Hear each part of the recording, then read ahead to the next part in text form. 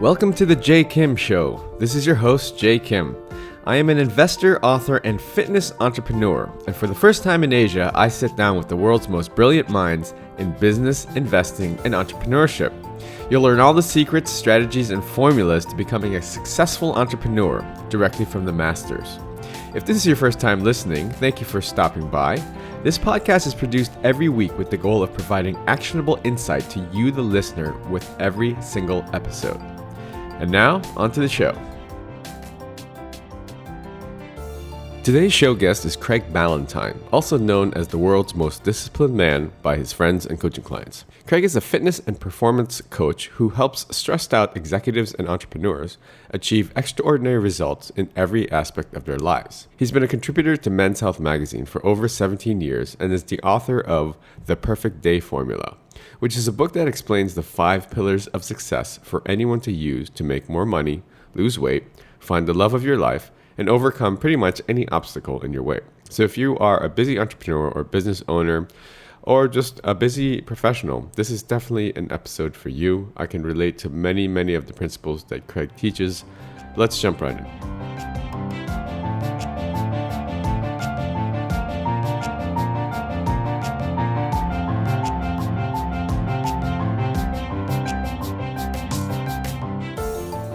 Hi, Craig. Thanks so much for coming on the show. We're very happy to have you out here. And for our audience here listening in from Asia, can you please tell us who is Craig Ballantyne and what do you do for a living? Yes, a very good question, Jay. And it's also great to be here. And hello to everybody listening. So, hey, my name is Craig Ballantyne. I started in the fitness industry many years ago. I got a master's degree in exercise physiology, and I got really lucky in 2000. In the year 2000, I started writing for Men's Health magazine.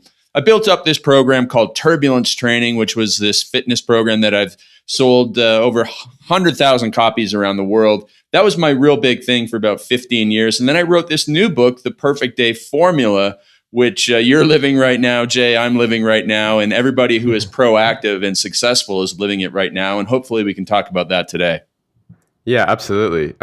So I'm especially excited for today's show episode because I'm also kind of a fitness guy, but I'm also a huge advocate of sort of, waking up early and getting on with your day.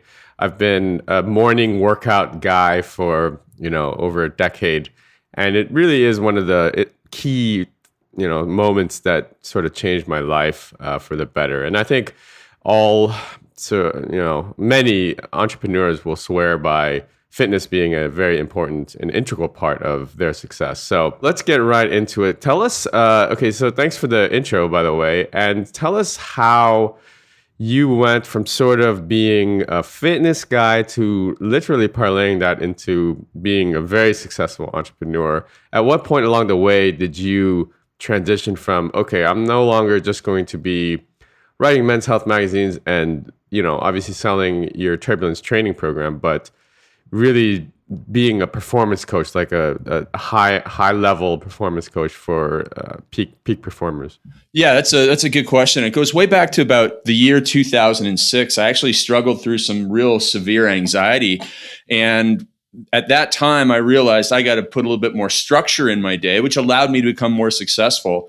And then I also had hired a business coach at the same time, and we were putting me on the path to creating a business that helped people not only with fitness, but also improve their wealth, improve their family life, and just become overall much wiser in many areas of their life. And so I learned then I needed to go out and network with people. I needed to become a better coach. I needed to start my own coaching program. I needed to become a better writer, and I needed to really step out of my comfort zone and overcome my natural introverted state and learn how to become a good speaker. And so I started doing all of those things in about 2007. And then it was just several years after that, I had enough people join my mastermind group and then started doing one-on-one coaching that I dipped my toe into helping these people, 10x their lives, 10x their business, and started with phone coaching and worked up to these real small group workshops that I have now with the, like you said, high performers, really elite performers in the business world.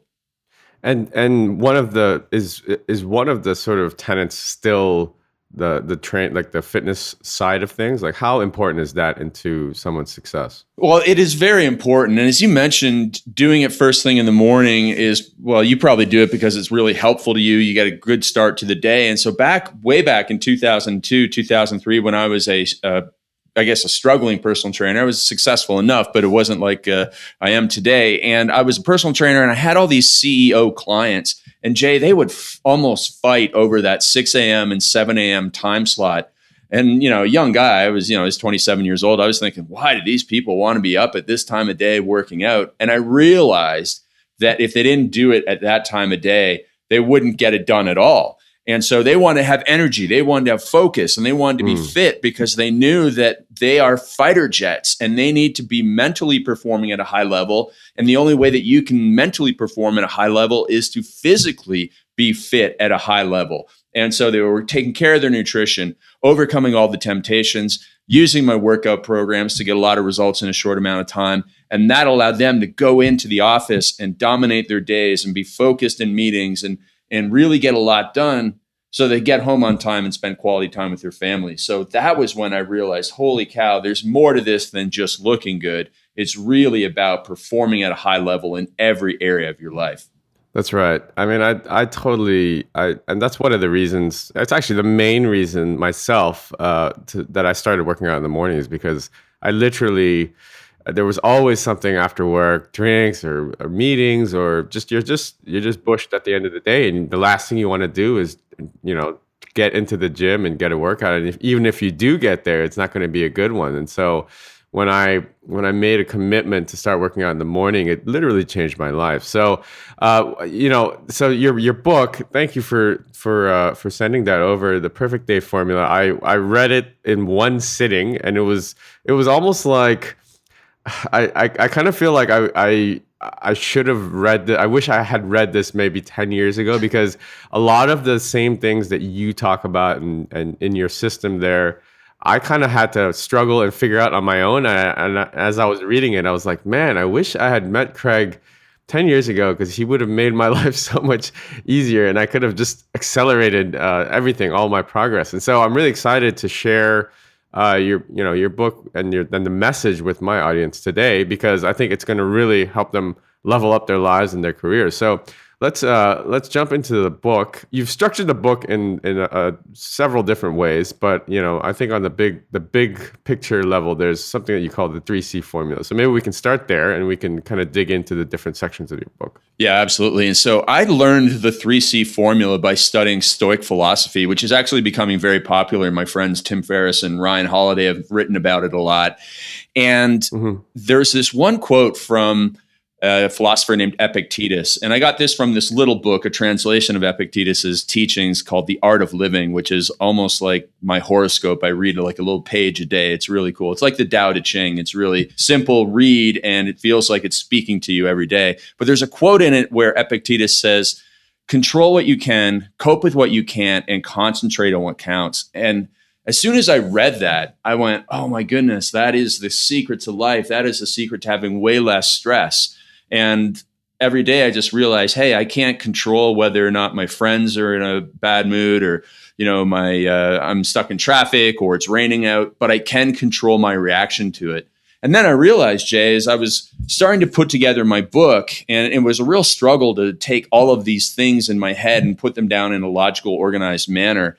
I mean, I actually ended up writing 300 pages of the book, and it came out to be like 140 pages thanks to my editor. But I took that 3C formula, control what you can, cope with what you can't, concentrate on what counts, and I applied it to the 3 parts of the day, because it really, I don't know, I must have had a flash of insight where I realized, you know what, you control your morning, and then everything goes to chaos in the afternoon. But you can cope with that chaos if you plan ahead for the obstacles that you know are going to come up into your way. And then you do all of this planning and all of this work so that in the evenings, most people, they go home and they concentrate on what counts, which is family time, their spouse, boyfriend, girlfriend, their children, their parents, whatever there is that they're doing, they're taking care of, their health, their hobbies, their relaxation. We want to have that free time. And I'm an old school guy, Jay. I like to to have what I call separation of work and home life, where you don't take your work home and kind of go in and out of work for the hours where you should be spending time with your family. So that's what I'm trying to teach people in the book so that they make the most of their lives. And it all comes down to that 3C formula.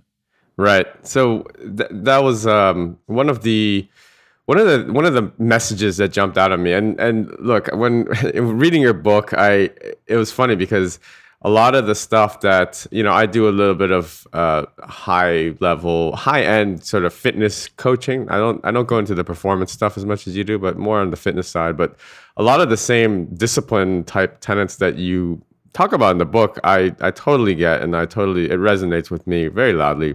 And I teach many of the same principles. And a lot of people are like, oh man, what is this, like the military? Like you're so strict on this stuff. But when you really abide by this sort of structure, it really does help provide a level of freedom. So that was one of the biggest messages in the book that jumped out at me on how, as you say, structure actually gives you freedom in your life. And it's counterintuitive until you dig into it. So maybe you can talk a little bit on that. Yeah, absolutely. And I love this phrase because it is, as you said, counterintuitive. And I call it a paradox. But when you have more structure, you have more true freedom in your life. And I discovered this the hard way by having what a lot of people want in terms of freedom. I had true freedom. I was able to quit my job as a personal trainer, and I was able to do whatever I wanted all day long because my online business was successful. And that way I ended up working too much because I didn't have boundaries. And then I was also going out and partying too much at night. And I ended up with the anxiety attacks. And then I read this quote by a guy named Paulo Coelho, who's an author of millions of copies of books, The Alchemist and many other great books. He's very famous. And he has a quote that says, "Discipline and freedom are not mutually exclusive, but mutually dependent, because otherwise you would sink into chaos." And Jay, I actually did sink into chaos because I had too much freedom and not enough discipline. And there's another very popular author these days, Jocko Willink, who has a phrase, discipline equals freedom. And you see that in the military quite a bit. And it truly is applicable to everybody's life. If you are really structured in your day, then you can go home and be truly free at night. But most people, they kind of want to just do whatever at work. They want to bounce around to social media whenever they want. They want to be on their favorite website whenever they want. And then they go home and they're in a prison of having to check email because they didn't get all their work done, or having to stay late and work overtime because they didn't get all their work done during the day. But had they put that structure in, they would have had true freedom. And, to go back what you said, there's a lot of overlap between the way you coach your fitness clients and the way that I coach my high performance clients. It's because I learned so many of my success lessons from taking people through weight loss transformation contests. That's where I created or discovered my 5 pillars of transformation, which apply to having success in any area of your life. And it's the same sort of stuff that you teach. So there's not a lot of revolutionary stuff in my book, but it's this holistic approach from the fitness world, the business world, the entrepreneurship world, the mindset, personal development worlds that all come together to make a high performer in any area of life. Yeah, absolutely. When I was reading your book, it was you did such a good job of organizing it to where it's very easy and very clear. I mean, the concepts, like you said, I'd heard before, and it's like, okay, yeah, that makes sense. I've heard this before. You hear these sort of things that this works, but the way you structured it, I think for the reader was very powerful. So let's jump into the 5 pillars of personal transformation, which is sort of the secret sauce, I guess, so to speak. Can you walk us through those 5 pillars, in each of those 5 pillars, and how maybe each of them can help our audience directly, immediately if they start taking action today? Right. And so I discovered these 5 pillars through, as I mentioned before, the weight loss transformation contest that I had, which were classic. You take a before photo, you do my program for 12 weeks, you do an after photo, and then you write a little essay about your experiences in it. And I discovered that after about 3 of these contests, that the winners always had these 5 things in place. They were always the ones who just had amazing results. And it was better planning and preparation than ever before. It was professional accountability. It was positive social support. It was a meaningful incentive. And it was the big deadline. And when you put these in place, not only can you transform your body, but you can transform your mind. You can overcome bad habits. You can find the love of your life. You can find the home of your dreams. You can get a raise. You can write a book, whatever you want. And here's how that breaks down. In fact, you can even overcome anxiety, because I realized when I overcame my anxiety, I used these 5 pillars to break free. But it wasn't until 2 years after that I finally connected the dots. And so when you have better planning and preparation in place, that's the first pillar. Then you go from just having this vague wish or vague dream, like if you just want to lose 20 pounds, well, that's not a good plan. But if you say, hey, I want to lose 20 pounds in 10 weeks, and I'm going to follow Jay's program, and I'm going to follow this nutrition program from Jay, and I'm going to drink this much water every day, and I'm going to get this much sleep every day, that's better planning than you've probably ever done before. And that's half the battle. Now, you just go out and have to take action, of course, but most people, they just are confused. They don't know where to start. That's the number one obstacle for most people in life. That was a study that I read about career change. And they said the number one problem, the number one reason that most people don't make a career change, even though they really want to, is they just don't know where to start. So the better planning and preparation is pillar number 1. Second pillar is professional accountability. And this is what you are, Jay. You are the expert. And professional accountability means having a coach. Because a coach is going to give you 2 things that nobody else is going to give you. The first is expert advice, and the second is hardcore accountability. And what that means is most other people, they're going to say, if you screw up, they'll say, hey, you know what? Don't worry about it. You're going to get back on track. Don't worry. But the coach is going to come in there and say, listen, you screwed up, and I understand, and there's nothing we can do about it.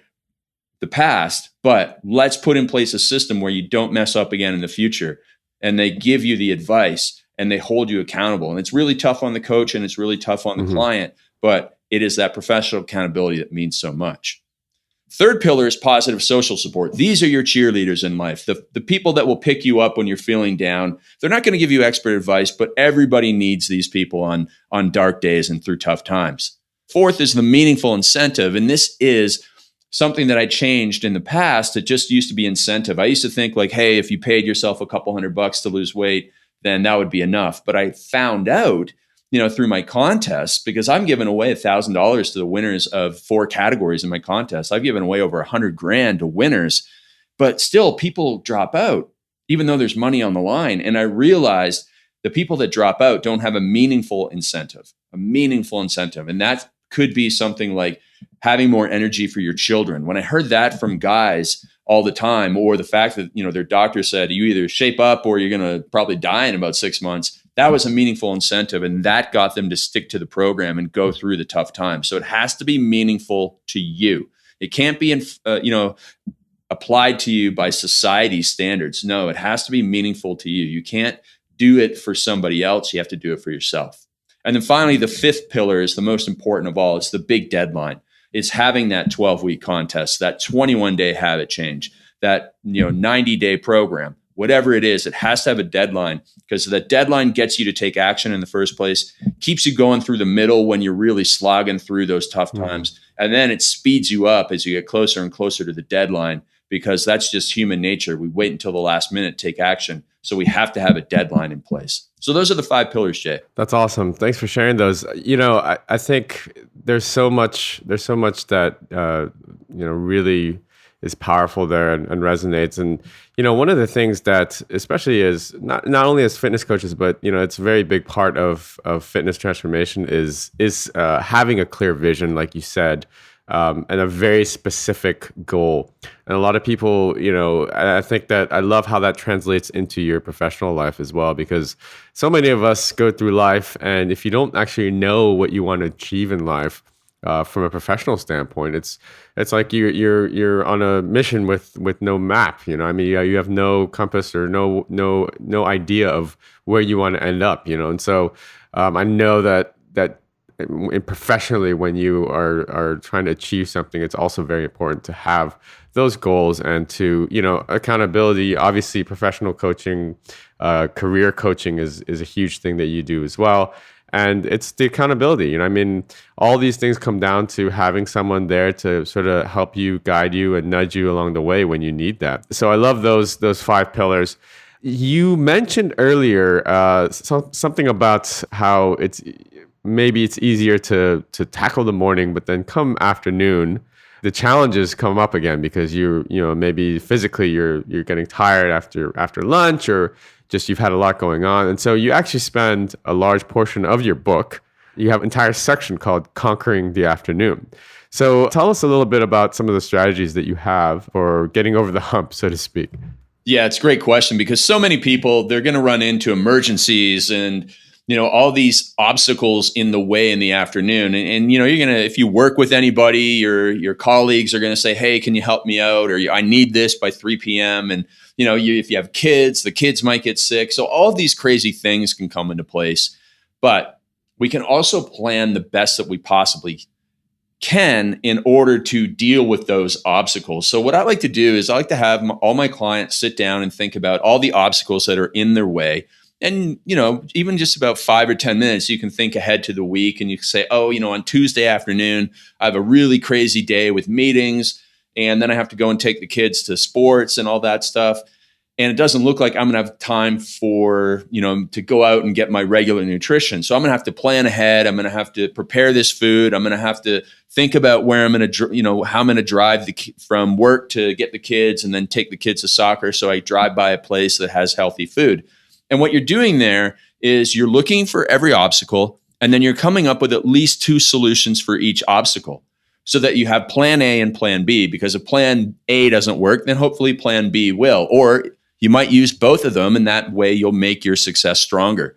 So the truth is, even though we know there's going to be a lot of chaos in our lives, we can plan as best as possible. Now, of course, there's always going to be something that comes up that we weren't prepared for, but that comes back to the Stoic philosophy. We do control how we respond to things. We can sit there in traffic and get angry and yell, but that doesn't do any good. So instead, we can sit there and we can mentally think about planning something out, or we can listen to audiobooks. We can make the most of being stuck in traffic, or we can turn into rage and anger. And it really is up to us and our mental preparation to deal with the chaos that the world is going to bring to every single person. Doesn't matter if you're single, doesn't matter if you're, taking a break from work, you're always going to have a whole bunch of stuff come up in the afternoon, and you have to be ready for it. Right. That's awesome. There was another part of the book that I loved, and it was because it was kind of very actionable. And then you called it the 10-3-2-1-0 good night formula to guarantee 15 minutes of freedom. And I like that little that section because it was something that I never thought of framing that way, but it made perfect sense. So maybe you could just run us quickly through what that is. Yeah. And this one is actually, because it is so simple and so memorable, that it's been on Russian television, Australian television. It's been in papers in England because it is just so shareable. And the 10-3-2-1-0 formula goes like this. It is a sleep formula that helps you have a better night's sleep, fall asleep faster. And it starts 10 hours before you go to bed, because the half-life of caffeine is 10 hours. So I want people to stop drinking caffeine 10 hours before bed. If they have an afternoon espresso and they wonder why they're tossing and turning at 11 o'clock, that's the reason. Because caffeine stimulates us and keeps us up tossing and turning at night. Now, the 3 is make sure that you stop having heavy meals, not snacks, but heavy meals about 3 hours before bed. And same with alcohol. Try not to drink within 3 hours before bed. Now, I know what you're thinking. You're thinking, oh, I'd love to have a glass of wine at night, about an hour before bed or 2 hours before bed. But the problem is alcohol impairs your sleep cycles. And if you want to have a great night's sleep, then you don't want to have alcohol too close to your bedtime. Now, of course, you're going to have a little bit of alcohol on the weekend or at celebrations if you drink and want to enjoy it. But remember, if you want to be a high performer during the week, cut back your alcohol intake or eliminate it totally. And that way you will sleep better. 2 hours before bed, we stop working because we want to eliminate the stress that is associated with work. Then 1 hour before bed, we're going to shut down all of our electronics. So we're no longer looking at the screens that are emitting light waves that also cause alertness and stimulation. So the last thing you want to be checking or doing is checking your email or your Instagram or watching Netflix an hour before bed. And I know a lot of people are thinking, oh, that's exactly what I do. But listen, that is probably one of the reasons you're tossing and turning in bed. So go old school, read a book, read an old school book, one that actually you hold in your hand, not on a computer, or play with your children, or have a bath, or talk with your spouse, or spend time in bed with your spouse. But don't focus on electronics and email and all that stuff that's going to get you wound up when you try and shut the light off and go to sleep. So then the 0 is the number of times you should hit snooze in the morning. And there's 2 reasons why. Physiologically, if you hit snooze and you fall asleep, you go back into a really crappy sleep cycle and you actually wake up groggier. But psychologically, my friend Bedros Keuilian has a great quote that says, if you hit the snooze button, you're telling your hopes and dreams that they can wait and they don't matter. And that's telling your subconscious mind not to, put effort and energy into your big goals and dreams. And you don't want to be saying that. So don't hit the snooze button. If you want to get up at 6:30, set the alarm for 6:30 and get up when it tells you to get up. Don't set it for 6:20 and think, I'm going to get a 10-minute snooze. That doesn't help you. So that's the 10-3-2-1-0 formula so that you can get up and spend 15 minutes focusing on your number one priority in life. I think that all of us struggle with the cell phone thing at night. I mean, that's one of my vices, and every time I do it, I'm conscious that, when I go up to the bathroom in the middle of the night and pee, I always come back and I'll check my phone, and I know I'm screwing myself by doing it, but yet I still do it every time. So that's an area that I struggle with myself. And I've like Ariana Huffington, she's like, don't even bring your phone into the same room as you, and this and that, and so it's something that I'm working on. So let me ask you, as we look to wrap up here, Craig, and thank you again for your time. It's been so powerful. So some of the concepts that you go over here. I wanted to ask you, when you read your book, I'm sitting here reading it, and I'm a pretty disciplined guy myself, and I'm like, man, Craig is like the most disciplined guy I've ever met. So what do you do when you stumble, you struggle? I mean, we're all human beings here. We're all going to slip up here and there.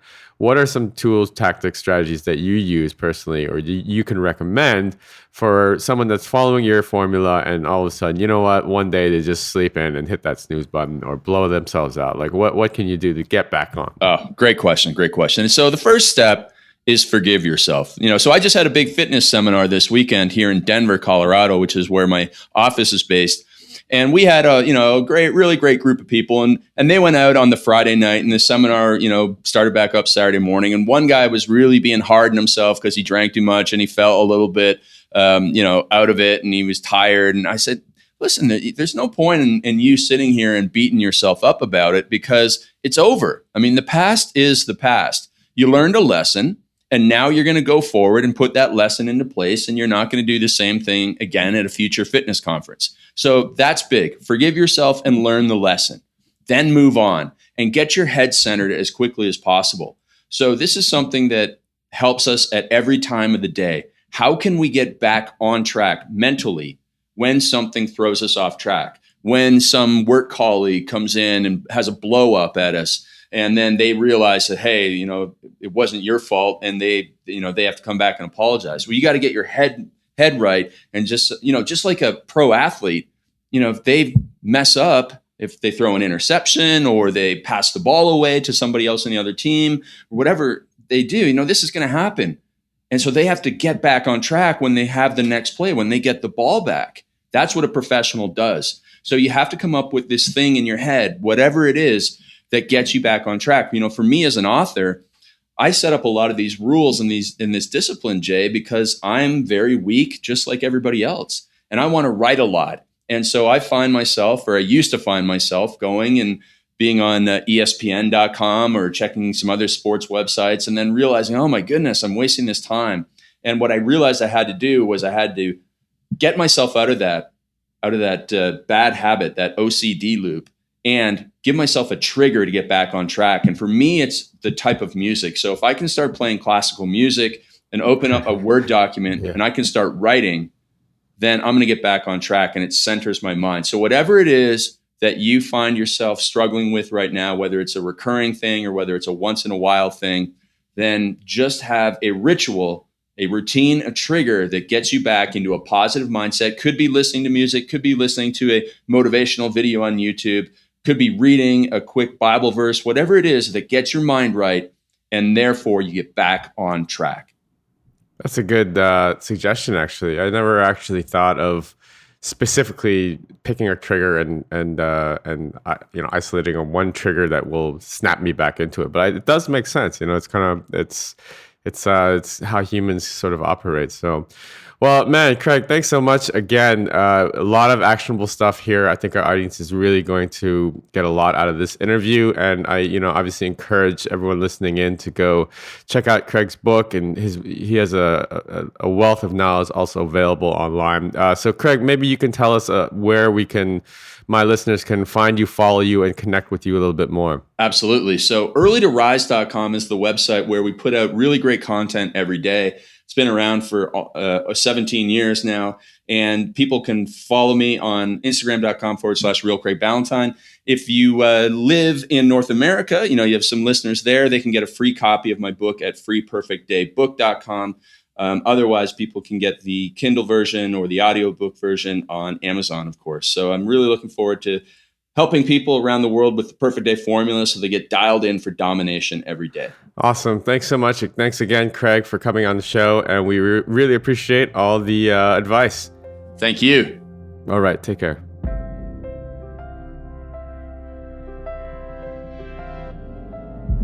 I hope you enjoyed today's episode. All the show notes and links can be found over at jkimshow.com.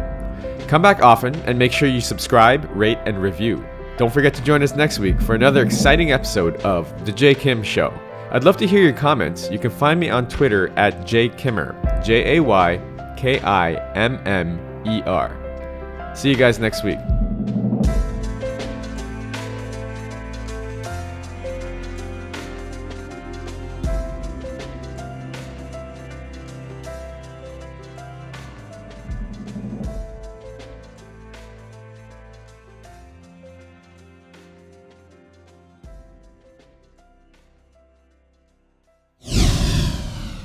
This podcast is brought to you by Hack Your Fitness, the high achiever's guide to getting ripped in under 3 hours a week. If you're anything like me, you're probably working a full-time job or jobs and trying to find time to balance family life, social life, and last but not least, fitness. Look, I get it. I'm a full-time investor and entrepreneur myself, and father of two. So how am I able to stay fit year-round without spending hours and hours in the gym killing myself on the cardio machine? After struggling for the last 15 years trying every workout and diet under the sun, I finally designed a system that allows me to achieve and maintain single-digit body fat for life in under 3 hours a week. Cardio not required. Head on over to hackyour.fitness and download my free 13-page guide that teaches you the simple science behind efficient fitness and smart nutrition and gives you everything you need to know to finally take control of your life. That's hackyour.fitness.